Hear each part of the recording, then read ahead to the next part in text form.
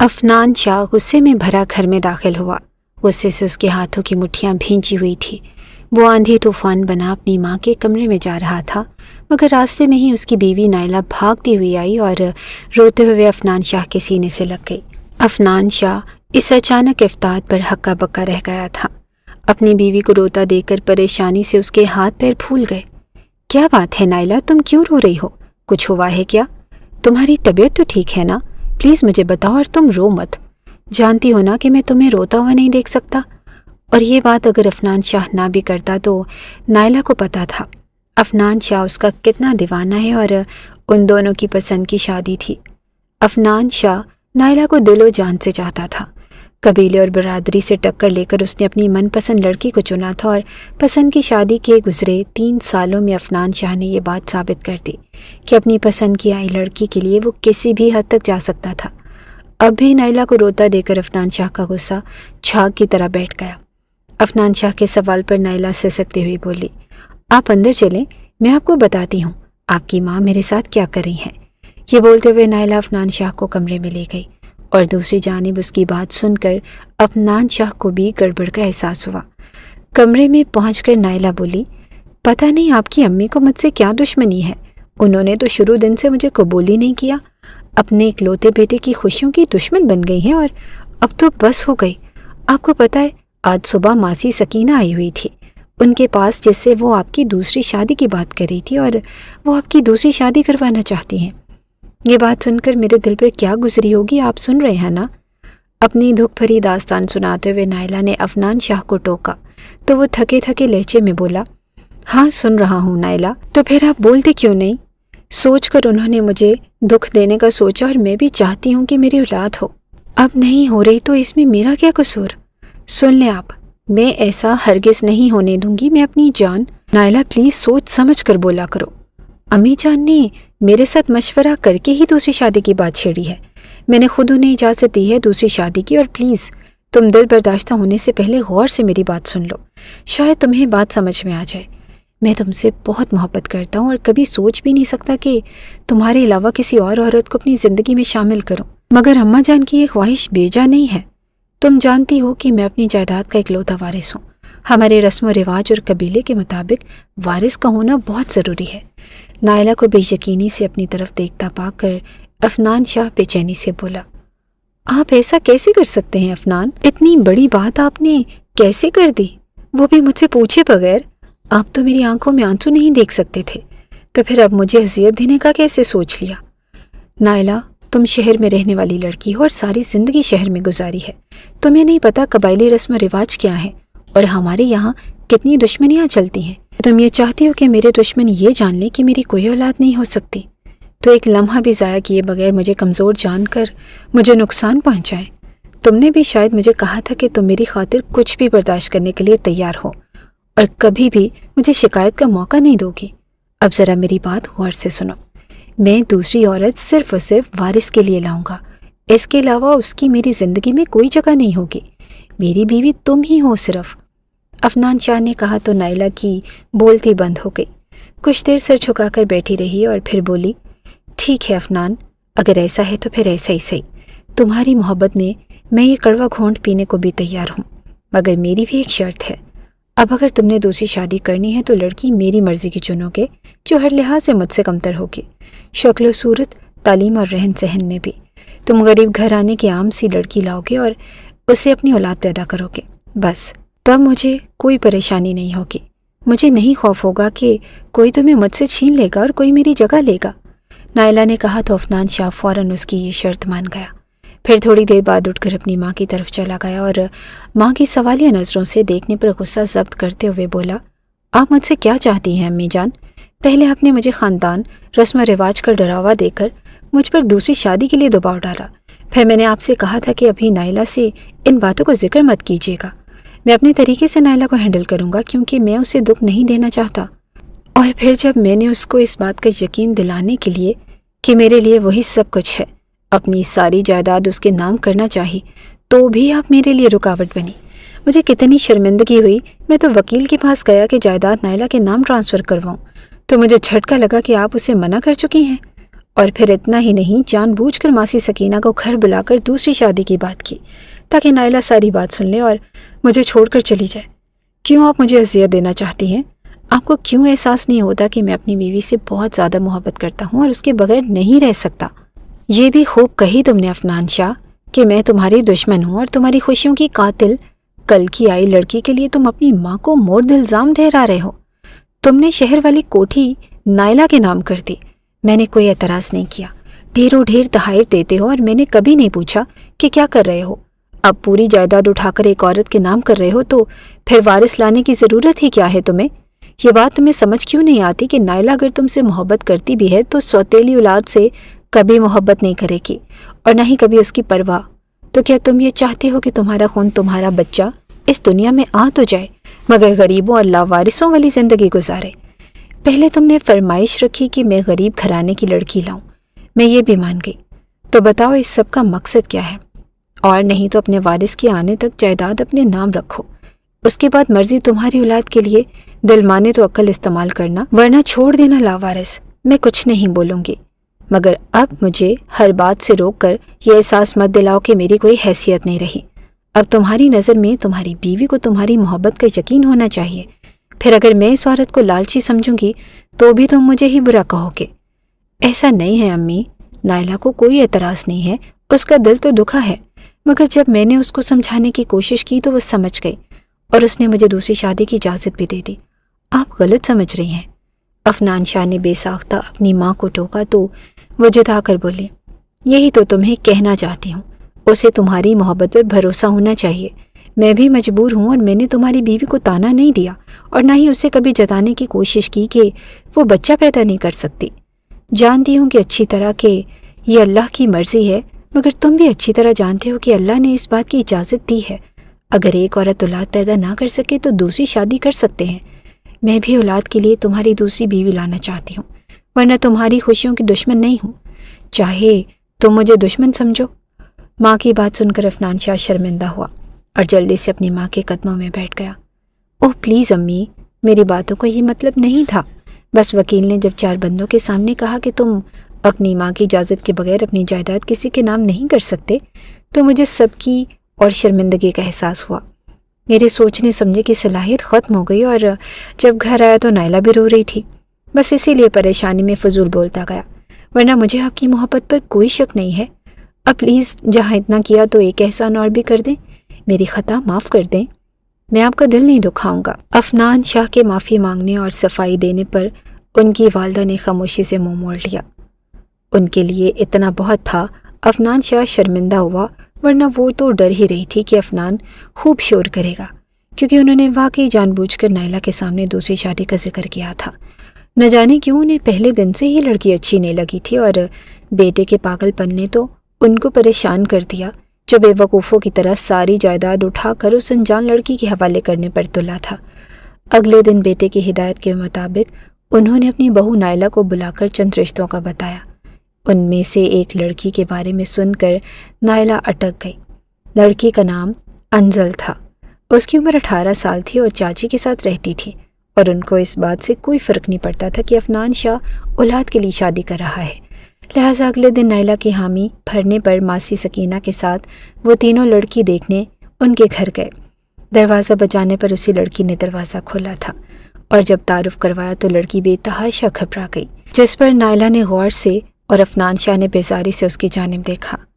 وہ 18 سال کی کم عمر لڑکی تھی اور انتہائی بکھرا ملگجا حلیہ ہونکوں کی طرح ہاتھوں کی انگلیاں مروڑتے ہوئے وہ بولنے کی کوشش کرنے کے چکر میں ہکلا رہی تھی۔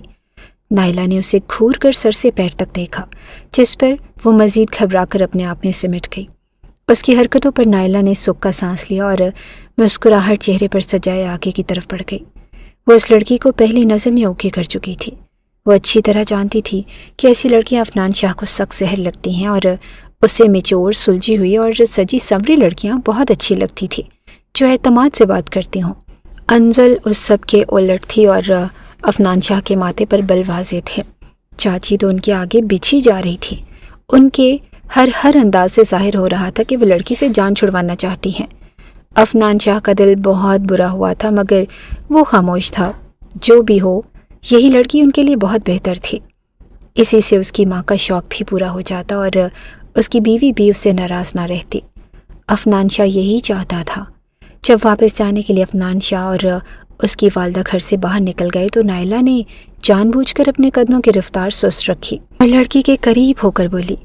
جب ماسی سکینہ نے بتایا کہ ایک کم عمر لڑکی کا رشتہ موجود ہے اور وہ لڑکی بھی عفنان شاہ کی دوسری بیوی بننے کے لیے تیار ہے تو میں بھی بہت حیران ہوئی۔ بھلا کون لڑکی ہے جسے دوسری بیوی بننے پر بھی اعتراض نہیں؟ تبھی میں نے سوچا کہ خود جا کر اس لڑکی سے ملوں، مگر اب تمہیں دیکھ کر کچھ پوچھنے کی ضرورت ہی نہیں رہی۔ تم جیسی لڑکیوں کو عفنان شاہ جیسا مرد 10ویں بیوی کے طور پر بھی لے جائے تو خوش نصیبی ہوتی ہے۔ امید ہے کہ جب تم اس گھر میں آؤ گی تو اپنی اوقات یاد رکھ کر آؤ گی، اور یہی بہتر ہوگا۔ میں حیران ہوں کہ تم بھی چاہتی تو کوئی کنوارا لڑکا اپنے لیے پھنسا سکتی تھی، عفنان شاہ ہی کیوں؟ یہ کہہ کر نائلہ وہاں سے چلی گئی اور انزل سر جھکائے خاموش ٹھہری رہی۔ جو اس کے دل میں تھا وہ نائلہ کو نہیں بتا سکتی تھی۔ وہ کیا بتاتی؟ واقعی شادی شدہ مرد لینا کسی لڑکی کا خواب نہیں ہوتا، مگر وہ انزل ہی تھی جس نے چاچی کے ہاتھ میں عفنان شاہ کی تصویر دیکھی تو نہ جانے کیوں اس کا دل عجیب انداز میں دھڑکا اور بے اختیار اس کے منہ سے مجھے اس رشتے پر کوئی اعتراض نہیں جیسا جملہ نکلا تھا۔ اسے عفنان شاہ پہلی نظر میں اچھا لگا تھا۔ یوں محسوس ہوا جیسے یہی وہ شخص ہے جو اس کی زندگی کے تاریخ لمحوں کو ختم کر کے اس کی بد نصیبی کی سیاہی کو اپنی محبت سے مٹا دے گا، اسے ویران زندگی سے ہاتھ پکڑ کر نکالے گا اور اجالوں کی جانب لے جائے گا۔ اسے لگا یہی وہ شخص ہے جس کا ہاتھ تھام کر وہ باقی کی زندگی سکون سے گزار سکتی ہے اور گزری زندگی کی اذیتوں کا درد بھی بھول سکتی ہے، مگر یہ اس کی خام خیالی تھی۔ اس کے سارے خواب اس وقت ریزہ ریزہ ہو گئے جب اس کی سوتن نے اس کا حلیہ بگاڑ کر اس کی روح تک چھلنی کر دی۔ ٹوٹے خوابوں کی کرچیاں اسے اذیتوں کی انتہاؤں پر پہنچا چکی تھی۔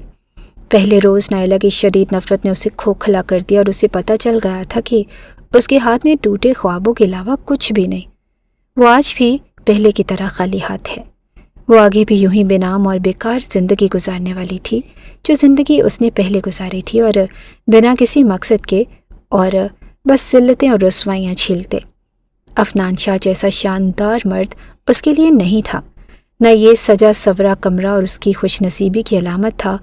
اس نے تو اپنے شوہر کے سنگ زندگی گزارنے کے لیے بہت کچھ سوچا تھا، مگر اب سوائے صبر اور اپنے بے وقتی پر آنسو بہانے کے علاوہ اس کے پاس اور کوئی چارہ نہ تھا۔ اپنی ٹوٹی بکھری حالت پر وہ پھوٹ پھوٹ کر روئی۔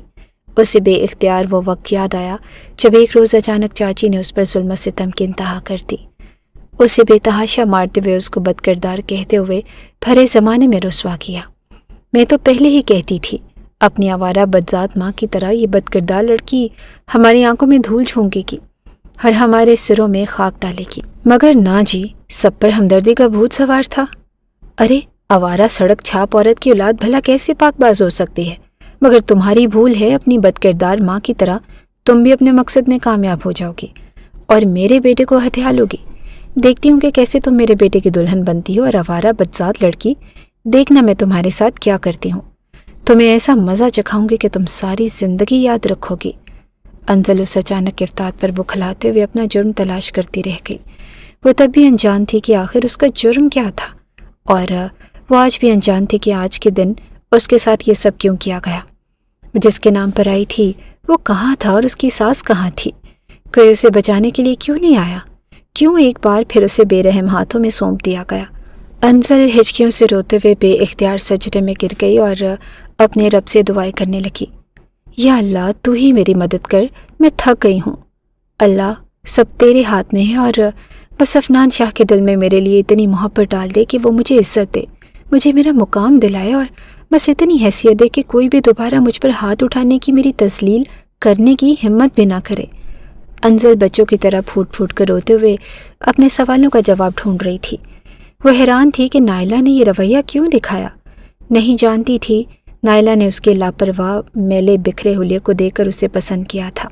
نائلہ کی نظر میں انزل عام سی اور معمولی نین نقش والی لڑکی تھی، مگر آج جب انزل دلہن بنی، عفنان شاہ کی حویلی میں داخل ہوئی، تو انزل کا حسن دیکھ کر نائلہ اپنے ہوش کھو بیٹھی، جو اس وقت تو بہت معمولی لگی، مگر آج تھوڑی بہت تیاری میں ہی غضب ڈھا رہی تھی۔ اس کا حسن نکھر کر آیا تھا، اور آج نائلہ نے غور کیا تھا انزل انتہائی حسین نازک سے نئے نقش کی مالک معصوم سی لڑکی تھی، اور کسی بھی مرد کا دل لبھانے کے لیے اس کی ایک جھلک کافی تھی۔ اس کا معصوم سا حسن چیخ چیخ کر اس کی کم عمری کا اعلان کر رہا تھا، اور کم عمر اور حسین لڑکیاں بھلا کس مرد کو نہیں بھاتی؟ مرد کتنا ہی پتھر دل کیوں نہ ہو، ایسی من موہنی صورت والی لڑکیاں چند ہی دنوں میں دل جیت لیتی ہیں اور مردوں کو اپنا دیوانہ بنا لیتی ہیں، اور یہی وہ چیز تھی جس نے نائلہ کو ہوش اور حواس سے بیگانہ کر دیا تھا۔ اس سے برداشت نہیں ہو رہا تھا، اس کے اندر نفرت کی آگ جلنے لگی۔ انزل کے کمرے میں جاتے ہی اپنی نفرت کا اظہار نائلہ نے کھل کر کیا۔ اس کے اندر خوف نے جنم لیا، اگر افنان نے اسے دیکھ لیا تو وہ اس کا دیوانہ ہو جائے گا اور نائلہ کو بھول جائے گا۔ یہی وجہ تھی کہ نائلہ نے دونوں ہاتھوں سے انزل کا منہ نوچ ڈالا اور اس کا حلیہ بگاڑتے ہوئے بے دردی سے اس کے ہونٹوں کو رگڑ کر اس کے لپسٹک پورے چہرے پر مل دی تھی۔ شاید وہ چاہتی تھی کہ انزل آج بھی اسی دن کی طرح بکھری بیکار لڑکی لگے تاکہ افنان شاہ اس کی طرف متوجہ نہ ہو۔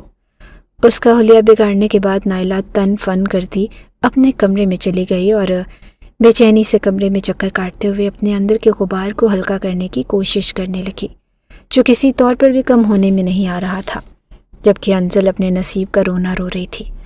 اسی وقت افنان شاہ کمرے میں داخل ہوا۔ انزل کی بکھری حالت دیکھ کر وہ چونکا اور پھر خاموشی سے لب بھینچ لیے۔ وہ اچھی طرح جان گیا تھا کہ انزل کی حالت کس نے کی تھی، کیونکہ نائلہ کے علاوہ کوئی اور ایسا ہی نہیں تھا جو انزل کا ایسا حشر کرتا۔ افنان شاہ نے بے اختیار سوچا، ابھی تو یہ لڑکی صرف میری دلہن بنی ہے اور نائلہ نے اس کا یہ حشر کر دیا۔ اگر میں اس کے قریب گیا تو جانے وہ اس لڑکی کے ساتھ کیا کر ڈالے۔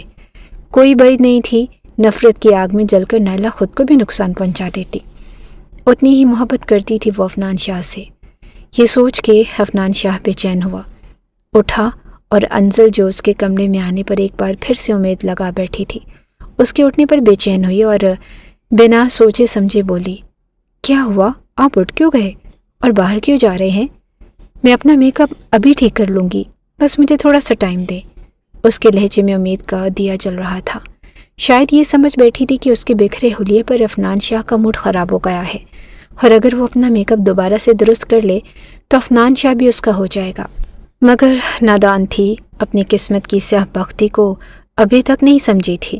اس کے اس طرح بولنے پر افنان شاہ نے قہر آلود نظر انزل کے سراپے پر ڈالی اور انتہائی سرد لہجے میں بولا، تمہیں یہ زحمت کرنے کی ضرورت نہیں، میک اپ کر کے بھی کچھ نہیں بدلے گا تمہارے لیے۔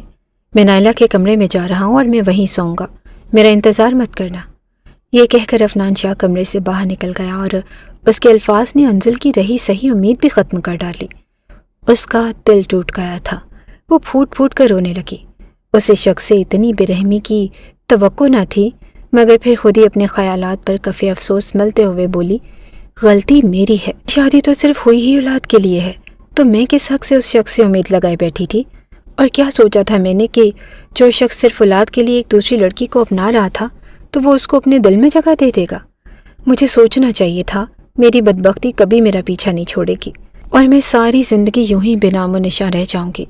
میرے نصیب میں کبھی خوشیاں تھی ہی نہیں، میں نے ایسے رو دھو کر اپنی زندگی تمام کرنی تھی تو پھر غلط انسان کے حوالے سے غلط خواب ہی کیوں دیکھے؟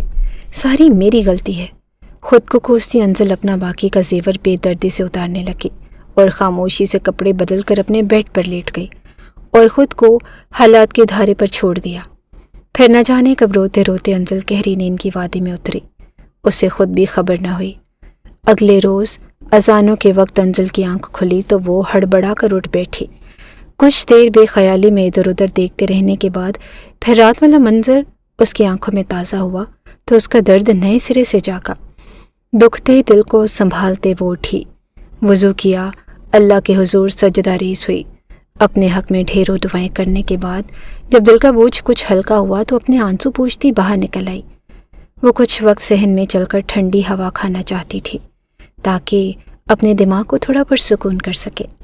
اس کا دل بہت پریشان تھا اور نہ جانے اللہ نے اس کی کتنی زندگی بنائی تھی اور ساری زندگی ایسے ہی بیکار گزرنے والی تھی۔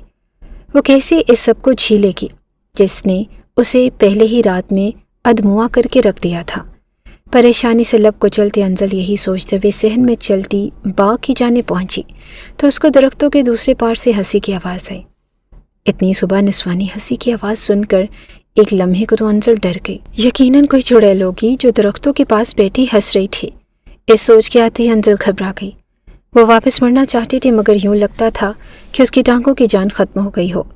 پھر اس سے پہلے کہ وہ ہمت کرتی اور واپس پلٹتی، ایک بار پھر سے کسی کے کھلکھلانے کی آواز آئی اور ساتھ میں کچھ بولنے کی بھی۔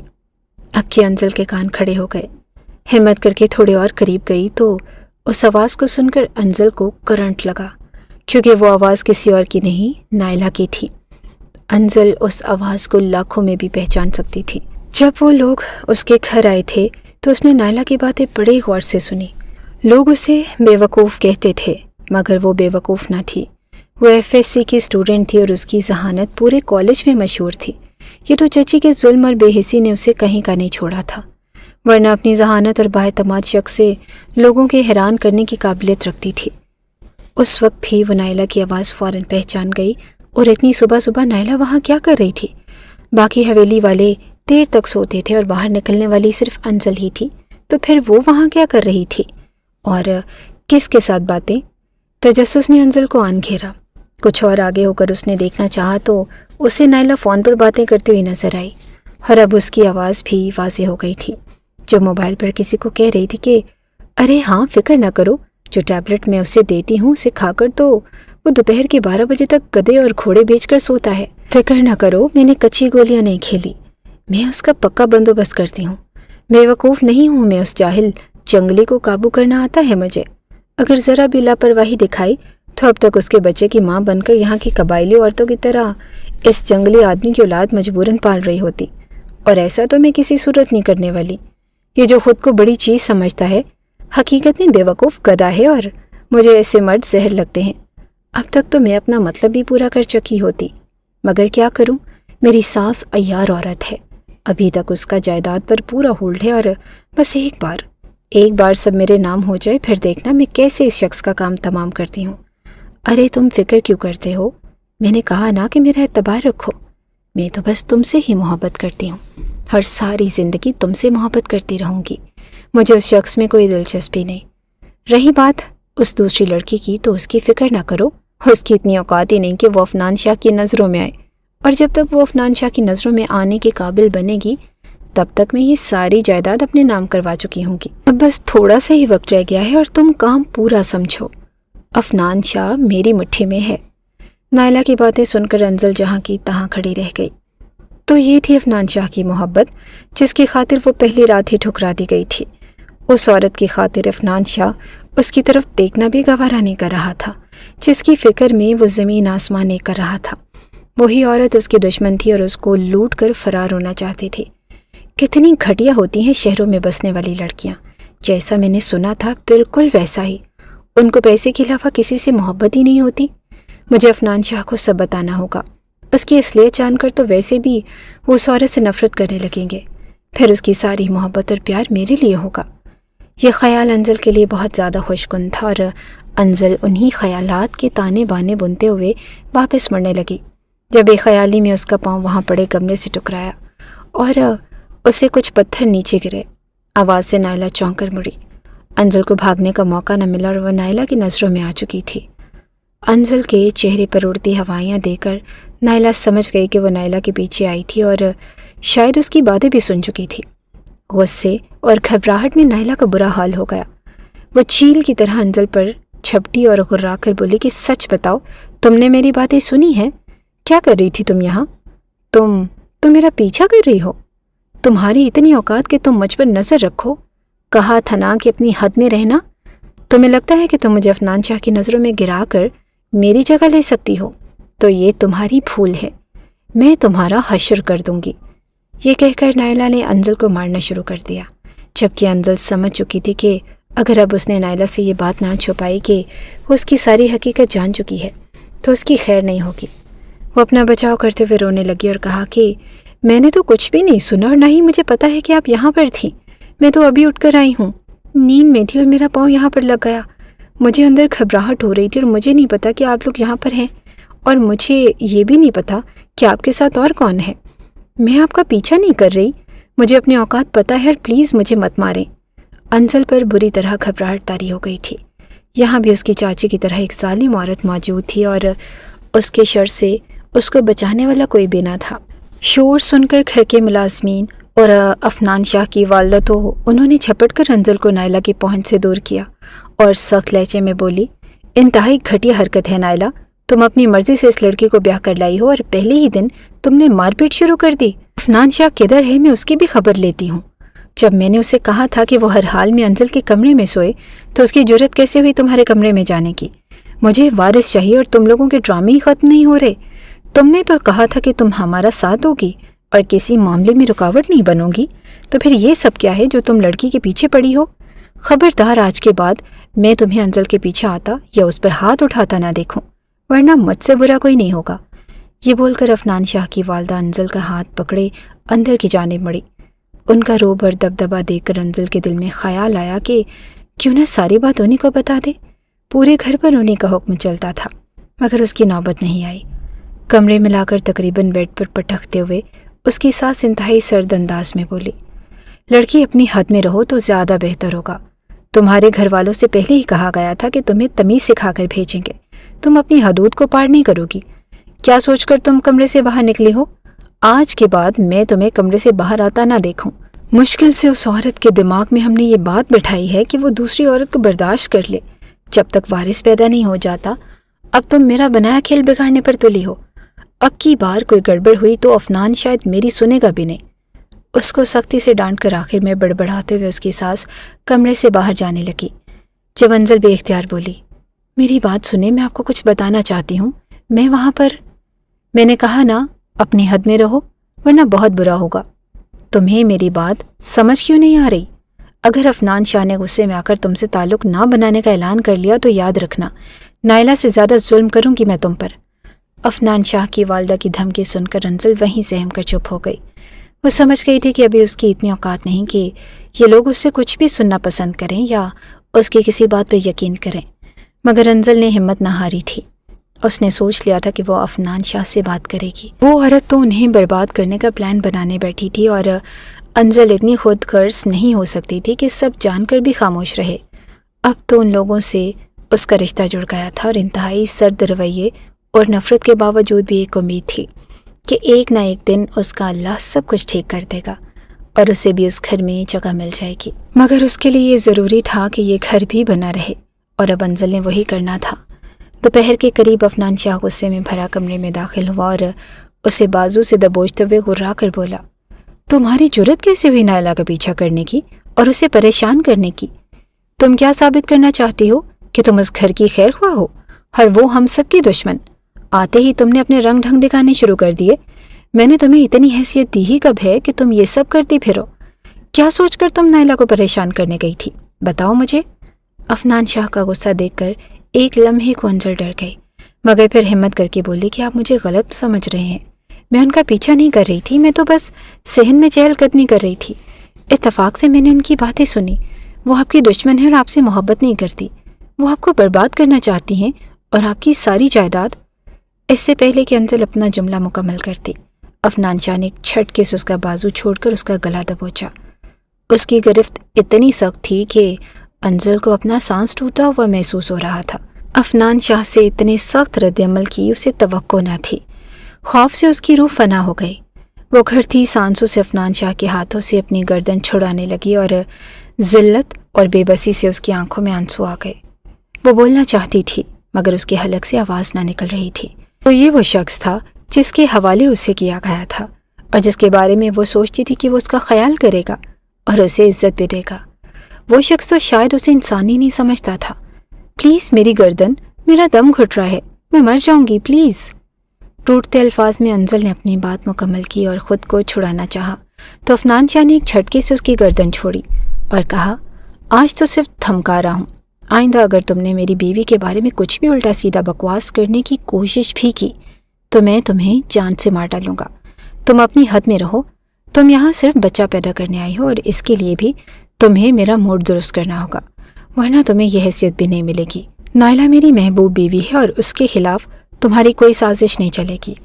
اگر تمہیں یہ لگ رہا ہے کہ تم اپنی کم عمری کی اداؤں میں مجھے الجھا لو گی تو نائلہ کے خلاف کر دو گی تو یہ تمہاری بھول ہے۔ تم جیسی میرے دل میں کبھی بھی اپنی جگہ نہیں بنا سکتی۔ افنان شاہ کے غرانے پر انزل کو شدید سبکی کا احساس ہوا، مگر نائلہ کی حقیقت جاننے کے بعد وہ خاموش نہیں رہ سکتی تھی۔ اسے ہر حال میں اپنا گھر بچانا تھا، اور تبھی بھرائے ہوئے لہجے میں بمشکل بولی، بچہ تو آپ کی پہلی بیوی بھی پیدا کر سکتی تھی، مگر اس نے ایسا نہیں کیا، اور آپ کو یہ بات سمجھنی چاہیے۔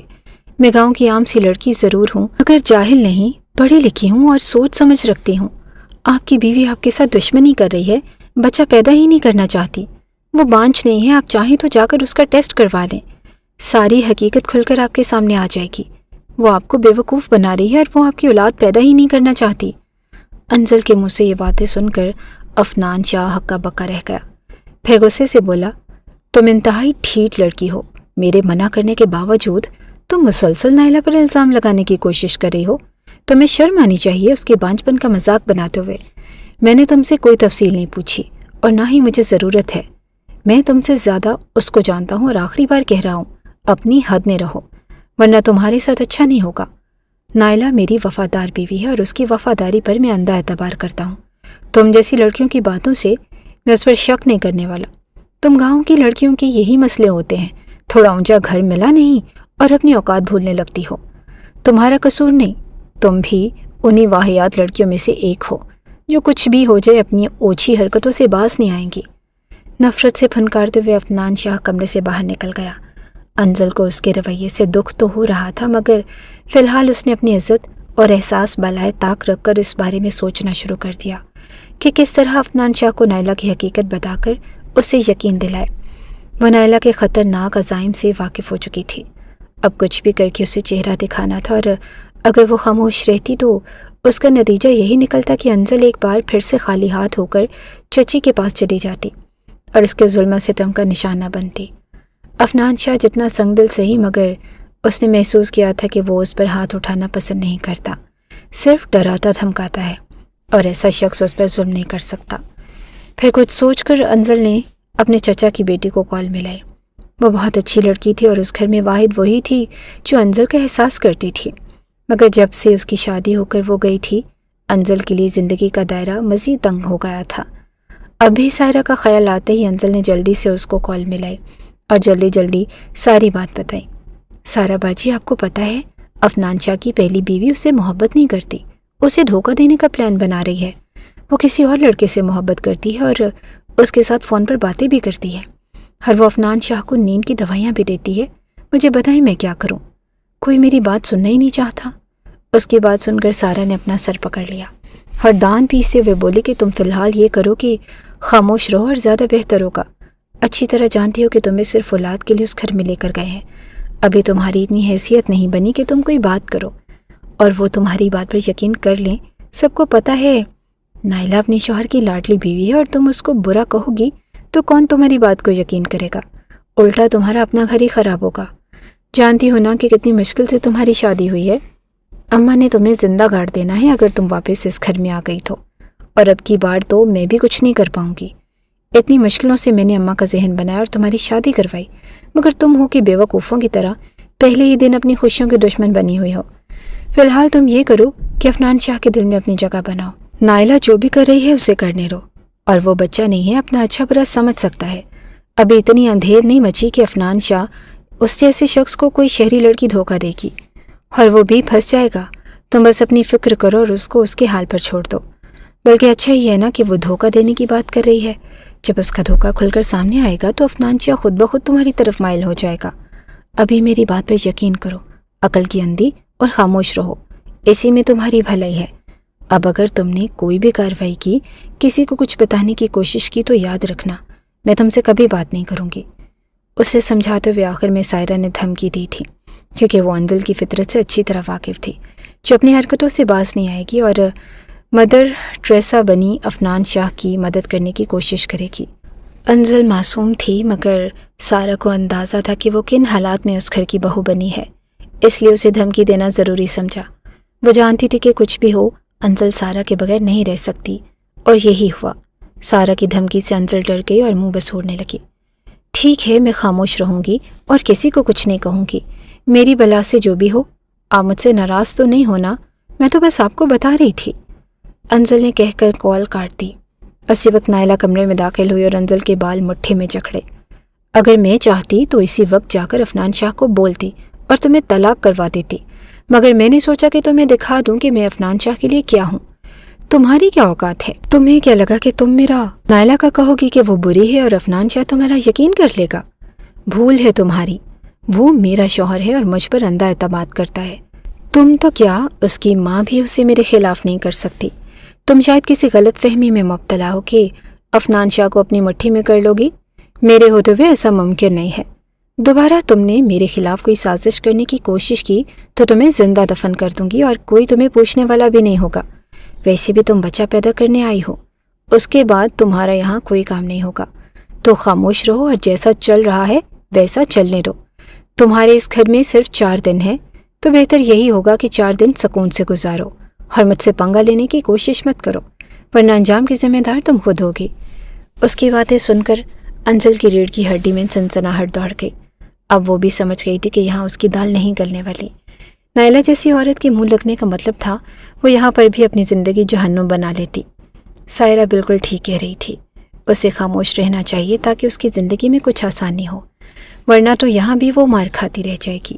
اور واقعی بچہ پیدا کرنے کے بعد طلاق بھی پکی تھی، کیونکہ اپنی حرکتوں کی وجہ سے اس نے عفنان شاہ کے دل میں بھی جگہ نہیں بنائی ہوگی۔ اس بات سے انزل کو چپ لگ گئی اور پھر اس نے کسی سے بھی کچھ کہنے کی کوشش نہ کی، بس اپنی نمازوں میں اللہ سے خیر کی دعائیں کرتی۔ پھر کچھ دن گزرے تو انزل نے سنا کہ عفنان شاہ نائلہ کو شہر سیر کروانے کے لیے جا رہا ہے۔ انزل نے یہ سنا تو اس کے کان کھڑے ہو گئے۔ وہ گھبرا گئی کیونکہ اس نے اس روز نائلہ کو کہتے سنا تھا کہ ایک بار میں اسے شہر لے کر آ جاؤں، پھر سارا کام آسان ہو جائے گا۔ تو مطلب آج وہ عفنان شاہ کو شہر لے کر جا کر کچھ کرنے والی تھی۔ یا اللہ، میں ایسا کیا کروں کہ عفنان شاہ کی جان بچ جائے؟ سوچ سوچ کر انزل کا دماغ تھک گیا، مگر اسے کوئی راہ سجھائی نہ دی۔ اپنی بات کا اثر تو اس نے دیکھ لیا تھا کہ کیا ہوا، سب اسے ہی غلط سمجھ رہے تھے۔ اب اسے کوئی دوسرا راستہ اختیار کرنا تھا۔ پریشانی میں سوچتے ہوئے اس نے کھڑکی سے باہر جھانکا تو دیکھا کہ عفنان شاہ کی گاڑی کی صفائی ہو رہی تھی اور ملازمین کچھ سامان گاڑی میں رکھ کر جا رہے تھے۔ تبھی انزل کے دماغ میں یہ خیال آیا اور بنا سوچے سمجھے وہ سب کی نظروں سے چھپتی کسی طریقے سے اس گاڑی میں گھس کر چھپ گئی۔ اب یہی ایک راستہ بچا تھا کہ عفنان شاہ کی گاڑی میں اس کے ساتھ وہ جاتی، شاید اسے بچانے کا کوئی راستہ انزل کو مل جاتا۔ اپنے تئیں انزل عفنان شاہ کی باڈی گارڈ بننے کو تیار تھی۔ جوش میں آ کر وہ گاڑی میں بیٹھ تو گئی، مگر جب عفنان شاہ اور نائلہ گاڑی میں آ کر بیٹھے اور گاڑی سٹارٹ ہوئی تو انزل بری طرح گھبرا گئی۔ اسے لگا کہ گھبراہٹ کے مارے وہ چیخ مار دے گی۔ تبھی جلدی سے اپنے دوپٹے کو گولا بنا کر منہ میں پھنسا لیا اور مزید پیچھے کو سرک کر سیٹ کے نیچے مکمل طور پر چھپ گئی، کیونکہ وہ جانتی تھی کہ عفنان شاہ یا نائلہ میں سے کسی نے دیکھ لیا تو اس کی خیر نہیں تھی۔ وہ پورا راستہ خاموشی سے دبکی رہی اور نائلہ عفنان شاہ سے محبت بھری باتیں کرتی رہی، جسے سن کر انزل کے کانوں سے دھوئیں نکل رہے تھے۔ صاف ظاہر تھا کہ نائلہ عفنان شاہ کو اپنی اداؤں میں الجھا رہی تھی۔ نائلہ کی انہی باتوں سے انزل کو معلوم ہوا کہ شہر والا گھر اور ایک فیکٹری نائلہ اپنے نام کروا چکی تھی۔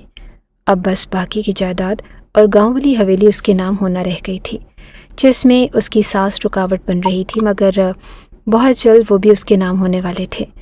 یہ شاید آج ہی نائلہ وہ کارروائی کرے گی، کیونکہ عفنان شاہ کی بات سے یہ اندازہ ہو چکا تھا کہ وہ اپنی ماں کے حکم عدولی نہیں کر سکتا، اور جو کچھ اس کی ذاتی ملکیت تھی وہ نائلہ کو دے چکا تھا۔ باقی کی جائیداد اپنی ماں کی مرضی کے بغیر نہیں ہلا سکتا تھا۔ اسے تو نائلہ نے یہ کہہ دیا، مجھے تمہاری جائیداد میں دلچسپی بھی نہیں ہے، مجھے تمہاری محبت پر بھروسہ ہے اور میں جو چاہتی ہوں تم وہی کرتے ہو، میرے لیے اتنا ہی کافی ہے اور تم بہت اچھے ہو۔ اتنا اچھا تمہارا ساتھ پا کر میں دنیا کی خوش نصیب ترین لڑکی بن چکی ہوں۔ مگر انزل اچھی طرح جان گئی تھی وہ ہار ماننے والی نہ تھی، اور جو اس کا پلان تھا وہ اس پر عمل ضرور کرے گی۔ ضرور وہ آج عفنان شاہ کو نقصان پہنچانے کا ارادہ کیے بیٹھی تھی۔ انزل کو اپنے وجود میں چونٹیاں رینگتی محسوس ہوئی۔ خوف، حیرت، غصہ اور پریشانی کے ملے جلے تاثرات تھے۔ یہ شہر کی عورتیں کتنی خطرناک اور بھیانک ہوتی ہیں، اس بات کا انزل کو اچھی طرح اندازہ ہو رہا تھا۔ شہر پہنچ کر انزل کو اندازہ ہوا کہ عفنان شاہ اسے خوش کرنے کے لیے سونے کا سیٹ دلوانے جا رہا تھا، اور شہر کے ایک ہوٹل میں کھانے کا بھی پروگرام تھا۔ عفنان شاہ پہلے نائلہ کو ایک جیولر پاس لے گیا اور پھر بھاری بھرکم سیٹ دلوانے کے بعد پھر وہ اسے 5 اسٹار ہوٹل کی طرف لے گیا اور پچھلی سیٹ کے نیچے دبکی انزل خاموشی سے سارا تماشا ملاحظہ کر رہی تھی۔ صبح سے اس نے بھی کچھ نہیں کھایا تھا اور اس کے پیٹ میں بھوک سے چوہے دوڑ رہے تھے، مگر جانتی تھی کہ باہر نکلنے کا کیا انجام ہوگا، اس لیے صبر کر کے پڑی رہی۔ اور کھانا کھانے کے بعد جب واپسی کے لیے وہ لوگ نکل رہے تھے تب نائلہ اچانک بولی کہ سچ یاد آیا عفنان شاہ، میں تمہیں وہ جگہ دکھانا چاہتی ہوں جہاں میں کالج سے واپسی پر اکثر جایا کرتی تھی۔ تمہیں بتایا تھا نا کہ وہ سنسان مگر پرسکون سا راستہ ہے۔ مجھے کتنا اچھا لگتا تھا جب میں آج تک اس راستے کو نہیں بھول پائی۔ تو میرے ساتھ چلو گے نا؟ نائلہ نے لاڈ سے کہا تو عفنان شاہ مسکرا کر بولا، تم کہو اور میں نہ مانوں، ایسا ہو سکتا ہے بھلا؟ ہر مجھے پورا یقین ہے کہ وہ جگہ مجھے بھی پسند آئے گی کیونکہ وہ میری بیوی کی پسند ہے۔ محبت سے نائلہ کو دیکھتے ہوئے عفنان شاہ نے جذبات سے لبریز لہجے میں کہا اور نائلہ کے بتائے ہوئے راستے پر چلنے لگا۔ تھوڑی دیر کے بعد گاڑی رکی اور کچھ دیر گاڑی میں خاموشی چھائی رہی تو انزل کو گھبراہٹ ہوئی، اور پھر اس سے پہلے کہ وہ باہر نکلتی اس نے گاڑی کے ڈور کھلنے کی آواز سنی اور پھر عفنان شاہ کو بولتے سنا، یہ سب کیا ہے نائلہ؟ تم کہاں اور یہ لوگ؟ عفنان کے الفاظ ٹوٹ کر ادا ہو رہے تھے۔ انزل کو کچھ سمجھ نہیں آئی کہ آخر ہو کیا رہا ہے، اور وہ پچھلی سیٹ کے نیچے چھپی ہوئی تھی، اسے کچھ پتہ نہیں چل رہا تھا۔ تبھی نائلہ بولی، بالکل ٹھیک سمجھے، مجھے تم میں کوئی دلچسپی نہیں تھی عفنان شاہ، میں تو بس تمہاری جائیداد کے لیے تم سے شادی کر کے تمہاری اس بوسیدہ عمارت میں رہنے گئی تھی اور وہاں کے جاہلانہ رسم و رواج کو برداشت کیا۔ تمہیں کیا لگا کہ میں تم پر مر مٹی ہوں؟ سوچ ہے تمہاری، مجھے گاؤں کے لوگوں سے ویسے ہی شدید نفرت ہے، اور یہ تو بس اپنی زندگی بہتر کرنے کے لیے مجھے شارٹ کٹ چاہیے تھا۔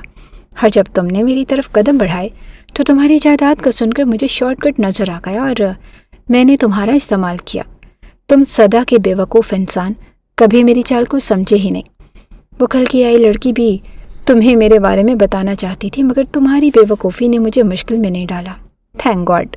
خیر اب تم پڑے سسکتے رہو اس ویرانے میں، کوئی بھی تمہیں بچانے نہیں آئے گا، اور جب تک کوئی تم تک پہنچے گا اس وقت تک تو تم ویسے ہی مر چکے ہوگے، اور تمہاری ساری جائیداد خود بخود میرے نام ہو جائے گی، کیونکہ اس دوسری بیکار لڑکی کو تو تم نے ابھی تک اپنی بیوی ہی نہیں مانا۔ اب ہمیشہ کے لیے خدا حافظ عفنان شاہ۔ اتنا بولنے کے بعد نائلہ کی ہنسی سنائی دی اور گاڑی کا ڈور بند ہوا تو انزل جلدی سے پچھلی سیٹ سے باہر نکلی۔ وہ حیرت اور بے یقینی کا شکار تھی۔ بھلا گاڑی روکتے ہی نائلہ نے اپنی اصلیت عفنان شاہ کو بتا دی اور چلتی بنی۔ اور عفنان شاہ کیوں اتنے اکھڑے لہجے میں بول رہا ہے؟ تجسس میں بھری انزل جب ڈرتے ڈرتے باہر نکلی اور دیکھا تو اس کے منہ سے ہلکی سی چیخ برآمد ہوئی۔ عفنان شاہ کے دائیں جانب سے بھل بھل خون بہہ رہا تھا اور وہ تکلیف سے تڑپ رہا تھا۔ کچھ ہی دور نائلہ اسے گاڑی میں بیٹھ کر جاتی نظر آئی۔ وہ لمحوں بھر میں سارا معاملہ سمجھ گئی تھی۔ اس ویرانے میں بلا کر یقیناً نائلہ اس لڑکے کو بلوا چکی تھی جس سے وہ محبت کرتی تھی، اور اس لڑکے نے یقیناً سائلنس لگے پستول سے عفنان شاہ کو گولی مار دی تھی جس کی آواز انزل نے نہ سنی۔ گھبراہٹ کے مارے انزل نے رونا شروع کر دیا اور پہلے تو اسے سمجھ نہ آئی کہ وہ کیا کرے، پھر اپنے آپ کو سنبھالا اور جلدی سے گاڑی کی پچھلی سیٹ کے نیچے دبا اپنا موبائل اٹھایا جسے وہ سائلنٹ لگا کر اپنے ساتھ لائی تھی۔ اس نے کانپتے ہاتھوں سے 15 پر کال ملا کر پولیس بلوائی اور ساتھ ہی ریسکیو والوں کو بھی کال کر کے وہاں کی لوکیشن بھیجی، اور اپنا دوپٹہ اتار کر عفنان شاہ کے زخم پر رکھ کر اس کا خون روکنے کی کوشش کرنے لگی۔ پلیز عفنان، آنکھیں بند مت کرنا، آپ کو کچھ نہیں ہوگا، ابھی آپ کو ہسپتال لے جائیں گے اور آپ بس آنکھیں کھلی رکھیے اور میری طرف دیکھتے رہیے۔ دھندلی ہوتی آنکھوں سے انزل کا روتا چہرہ نظر آیا تو عفنان شاہ کو شدید حیرت ہوئی اور پھر اس کا ذہن تاریکی میں ڈوب گیا۔ نہ جانے کتنی دیر بے ہوش رہنے کے بعد عفنان شاہ کی آنکھ کھلی تو اس نے خود کو ہسپتال میں موجود پایا۔ پاس ہی انزل بیٹھی رو رو کر ہلکان ہو چکی تھی۔ عفنان شاہ کو ہوش میں آتا دیکھ کر انزل جلدی سے اٹھی اور اس کی طرف بڑھی۔ آپ ٹھیک تو ہیں نا؟ آپ کو درد تو نہیں ہو رہا؟ پلیز مجھے بتائیے، میرے ساتھ بات کیجیے۔ انزل کو روتا اور تڑپتا دیکھ کر عفنان شاہ حیران ہو گیا۔ اس نے تو کبھی اس لڑکی کو نظر بھر کر نہیں دیکھا تھا، بلکہ جب بھی بات کی نفرت اور بیزاری دکھائی۔ پھر بھی وہ اس کے لیے اتنی پریشان ہو رہی تھی، اور وہ وہاں کیا کر رہی تھی؟ سوچتے سوچتے خیال آیا تو بے اختیار عفنان شاہ نے انزل کو ٹوکا، تم مجھ تک کیسے پہنچی اور کیا کر رہی تھی تم وہاں پر؟ اس کے سوال پر انزل نے اپنے آنسو صاف کیے اور بولی، میں تو آپ کو پہلے دن سے کہہ رہی تھی کہ نائلہ آپ کی دشمن ہے، وہ آپ کو بے وقوف بنا رہی ہے، مگر آپ نے میری کسی بات کا یقین ہی نہیں کیا، الٹا مجھے ڈرا دھمکا کر میرے پاس آنا چھوڑ دیا، مگر میں نے نائلہ کی پلاننگ سن لی تھی۔ وہ شہر لے جا کر آپ کے ساتھ کچھ کرنا چاہتی تھی، اس لیے جب میں نے سنا کہ آپ اسے شہر لے کر جا رہے ہیں تو میں سب کی نظر بچا کر گاڑی میں چھپ گئی، اور جب میں نے آپ کے ٹوٹتے الفاظ اور نائلہ کی سنگ دلانہ گفتگو سنی تب پچھلی سیٹ سے نکلی اور دیکھا کہ آپ کا خون بہہ رہا تھا، اور نائلہ آپ کا موبائل بھی توڑ کر جا چکی تھی۔ یہ تو شکر ہے کہ میں اپنا موبائل ساتھ لے آئی تھی، اور اسی پر میں نے پولیس اور ریسکیو والوں کو کال کی اور آپ کو اسپتال لے آئی، مگر ابھی تک میں نے حویلی میں کسی سے رابطہ نہیں کیا۔ مجھے ڈر تھا کہ سارا الزام میرے سر پر آئے گا، کوئی بھی میرا یقین نہیں کرتا، اور لہٰذا سب مجھے آپ کو دشمن سمجھیں گے۔ وہ نائلہ آزاد گھومتی رہے گی۔ انجل کی باتیں سن کر عفنان شاہ کی آنکھیں حیرت سے کھل گئی۔ وہ تو اسے بے وقوف اور جاہل لڑکی سمجھتا تھا جسے کوئی سمجھ نہ تھی، مگر وہ بہت ذہین تھی، معاملات کو سمجھتی تھی اور سوچ سمجھ سے مسئلے حل کرنا جانتی تھی۔ انجل کے بارے میں سوچتے ہوئے عفنان شاہ اسے دیکھ رہا تھا، اور تب اسے احساس ہوا کہ جس لڑکی کو نظر بھر کر نہیں دیکھا تھا وہ کتنی معصوم اور حسین تھی، اور سب سے بڑھ کر مخلص بھی۔ اس کی اتنی نفرت اور بیزاری کے باوجود بھی اس نے عفنان شاہ کی فکر کی تھی۔ اصل وفا تو اسے کہتے ہیں۔ وہ بے وقوف انسان جو خود کو بہت سمجھدار سمجھتا تھا، اپنے دشمن کو وفادار عورت سمجھ کر اپنا آپ لٹا بیٹھا۔ مگر خیر، زیادہ دیر نہیں ہوئی تھی، اور تم نے اب تک میری محبت دیکھی ہے نائلہ، اور اب تم میری نفرت بھی دیکھو گی۔ تم دیکھنا کہ میں تمہارے ساتھ کیا کرتا ہوں۔ دل میں نائلہ سے مخاطب ہوتے ہوئے عفنان شاہ تنفر سے سوچتا رہا، اور پھر کچھ خیال آنے پر چونک کر بولا، میں کتنی دیر بے ہوش رہا ہوں؟ انجل نے بتایا کہ 3-4 گھنٹے ہوئے ہیں، اور آپ کا خون بہت زیادہ بہہ گیا تھا، مگر آپ میں قوت مدافعت بہت زیادہ تھی۔ بروقت طبی امداد مل جانے کی وجہ سے آپ بچ گئے۔ عفنان شاہ نے ڈاکٹر کو بلوایا۔ اپنے زخم کی نوعیت جانی، اور قاتلوں نے اپنی طرف سے تو اسے مارنے کی پوری کوشش کی تھی، مگر جلدی میں گولی دل سے تھوڑا نیچے لگتے ہوئے نکل گئی اور گاڑی کی سیٹ میں جا لگی۔ اگر گولی اندر رہ جاتی تب مسئلہ بنتا، مگر ایسا نہیں ہوا۔ اپنے زخم کی نوعیت جان کر عفنان شاہ سمجھ گیا کہ جیسے تیسے سہارا لے کر آج ہی گھر جا سکتا تھا۔ اس نے ڈاکٹروں سے اجازت لی۔ ڈاکٹر تو اسے روکنا چاہتے تھے، مگر اس نے بتایا کہ مجھ پر حملہ ہوا اور قاتل ابھی میرے گھر میں آزاد گھوم رہا ہے، وہ میری ماں کو بھی نقصان پہنچا سکتی ہے، مجھے ابھی جانا ہوگا۔ میں ٹھیک ہوں اور اپنا خیال رکھ لوں گا، اور پھر میری بیوی بھی تو ہے میرا خیال رکھنے کے لیے۔ یہ کہتے ہوئے عفنان شاہ نے معنی خیز نظروں سے انجل کو دیکھا تو اس کا اشارہ سمجھ کر لال سرخ وہ ہو گئی تھی، بھیگی آنکھیں اور لال چہرہ۔ یہ منظر عفنان شاہ کے لیے بہت انوکھا تھا، مگر پھر اس نے خود کو سنبھالا۔ ابھی اس نے اور بہت کچھ کرنا تھا۔ کچھ میل نرسز کی مدد سے وہ گاڑی میں جا بیٹھا، اور اپنے سروسز کو استعمال کرتے ہوئے اس نے کچھ باڈی گارڈز ہائر کیے اور پولیس کی نفری لے کر سیدھا حویلی پہنچا۔ اسے نکاہت تو ہو رہی تھی، مگر وہ دیر نہیں کرنا چاہتا تھا۔ اس کی توقع کے ان مطابق نائلہ حویلی میں موجود تھی، اور اب تک رو دھو کر پوری حویلی میں صفِ ماتم بچھوا چکی تھی۔ اس نے حویلی میں اپنی ساس کو یہ کہانی سنائی کہ ہم لوگ آ رہے تھے جب راستے میں حملہ ہوا، کچھ ڈاکوؤں نے لوٹنے کی کوشش کی، عفنان شاہ جیسے تیسے مجھے وہاں سے نکال دیا اور خود ان کے نرغے میں پھنسا رہ گیا۔ نائلہ اس راستے کے بارے میں بھی نہیں جانتی، بس جیسے تیسے خود کو بچا کر گھر تک آ گئی۔ عفنان شاہ کی ماں نے پولیس والوں سے رابطہ کر کے اس کی تلاش جاری کروا دی تھی، مگر کچھ پتہ نہیں تھا کہ کہاں گاڑی پر حملہ ہوا تھا، اور اس افراتفری اور پریشانی میں کسی نے یہ محسوس نہیں کیا کہ انجل بھی موجود نہیں۔ یہ شاید اس کا وجود اتنا قیمتی ہی نہ تھا کہ کوئی اس کی غیر موجودگی کا سوچتا۔ عفنان شاہ کی والدہ کا برا حال تھا، اور نائلہ کے ڈرامے جاری تھے۔ جب پولیس کی بھاری نفری کے ساتھ عفنان شاہ اور انجل کو آتا دیکھ کر نائلہ کے 14 طبق روشن ہو گئے۔ وہ تو کام پورا کر کے آئی تھی، تو پھر یہ زندہ کیسے؟ اور یہ انجل پر نظر پڑتے ہی نائلہ کے اوسان خطا ہو گئے۔ یقیناً عفنان شاہ کو بچانے میں اسی کا ہاتھ تھا۔ اس ناگن نے میرا کام خراب کر دیا، کاش میں اس کا بندوبست کر کے جاتی۔ انجل کو دیکھ کر نائلہ پچھتائی، مگر اب سوائے پچھتاووں کے کچھ بھی نہیں ہو سکتا تھا۔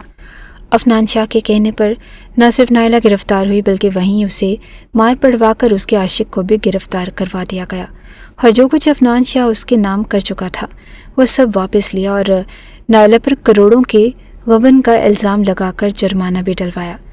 ایسا نہیں تھا کہ عفنان شاہ کو پیسے کی لالچ تھی، بلکہ وہ نائلہ کی زندگی اجیرن کرنا چاہتا تھا۔ نہ وہ کروڑوں کا پیسہ برابر کر پاتی اور نہ خود کو جیل سے چھڑوا سکتی تھی۔ اب اس کی ساری زندگی جیل میں سڑ سڑ کر گزرنی تھی۔ عفنان شاہ کو گھر آئے اور یہ سارا معاملہ ہوئے ہفتہ گزر چکا تھا، اور اس ہفتے میں انزل نے عفنان شاہ کی دل سے خدمت کی، مگر اس دوران عفنان شاہ سے کوئی بات نہ کی۔ اس نے عفنان شاہ کو بچانا تھا، بچا لیا۔ اب اپنی حیثیت کے حساب سے وہ اپنی حد میں رہ رہی تھی اور اس کی ساری حرکتیں عفنان شاہ بخوبی نوٹ کر رہا تھا۔ پھر ایک دن جب انزل اپنے کمرے میں بیٹھی تھی اور عفنان شاہ دھیمے قدموں سے چلتا اس کے پاس آیا، اب تمہیں منانے کے لیے مجھے کیا کرنا پڑے گا؟ کہ تمہارے پاؤں پکڑوں یا شوہروں والا طریقہ اختیار کروں جس سے تم مجھے معاف کر دو اور میرا ساتھ قبول کر لو؟ اچانک اتنی قریب سے عفنان شاہ کی آواز سن کر انزل اچھل کر مڑی اور عفنان شاہ کے چوڑے سینے سے ٹکرا کر گرنے ہی والی تھی کہ بر وقت عفنان شاہ نے اسے اپنی باہوں میں سنبھالا۔ اس کو اتنا قریب دیکھ کر انزل کے حسان خطا ہوئے اور اس کے چہرے پر بکھرتی لالیاں دیکھ کر عفنان شاہ شرارت اور شوخی سے بولا، یہ تو بہت آسان تھا، مجھے پہلے پتہ ہوتا تو پہلے ہی دن تمہیں اپنے سینے سے لگا کر تمہاری ناراضگی دور کر دیتا۔ جی نہیں، میں اتنی آسانی سے ماننے والی نہیں ہوں، سمجھے آپ؟ بہت ستایا ہے آپ نے مجھے۔ اسے نرم پڑتا دیکھ کر انزل نے شکایت کی تو عفنان شاہ دھیمے سے ہنس کر بولا، اس کا مطلب ہے کہ اس سے آگے کا کام کرنا ہوگا، تب تم مانو گی۔ جانتا ہوں کہ بہت دکھ دیا ہے میں نے تمہیں، مگر میری نیت بری نہیں تھی۔ میں بس کچھ وقت تم سے دور رہ کر تمہارے لیے آسانیاں کرنا چاہتا تھا، کیونکہ تب مجھے لگتا تھا کہ نائلہ کو مجھ سے بہت محبت ہے اور میری محبت میں شراکت برداشت نہ کرتے ہوئے وہ تمہیں نقصان ضرور پہنچائے گی۔ تمہارا حق مارنے یا تمہیں دکھ دینے کا میرا کوئی ارادہ نہ تھا۔ پھر بھی میں تم سے معافی مانگتا ہوں اور تمہیں یقین دلاتا ہوں کہ اب تمہیں کوئی بھی تکلیف نہیں دوں گا۔ تم میری زندگی کی حسین صبح ہو، میں ہمیشہ تمہیں اپنے سینے سے لگا کر رکھوں گا، اور بس مجھے ایک موقع دو۔ اور عفنان شاہ کے کہنے کی دیر تھی، انزل نے اسے دل سے معاف کر دیا۔ اسے اور کیا چاہیے تھا کہ عفنان شاہ کو اس کا احساس ہو چکا تھا، اور اب انزل اکیلی عفنان کی زندگی اور دل پر راج کرنے والی تھی۔ انزل نے سکون سے اپنی آنکھیں موند کر خود کو عفنان شاہ کے سپرد کیا۔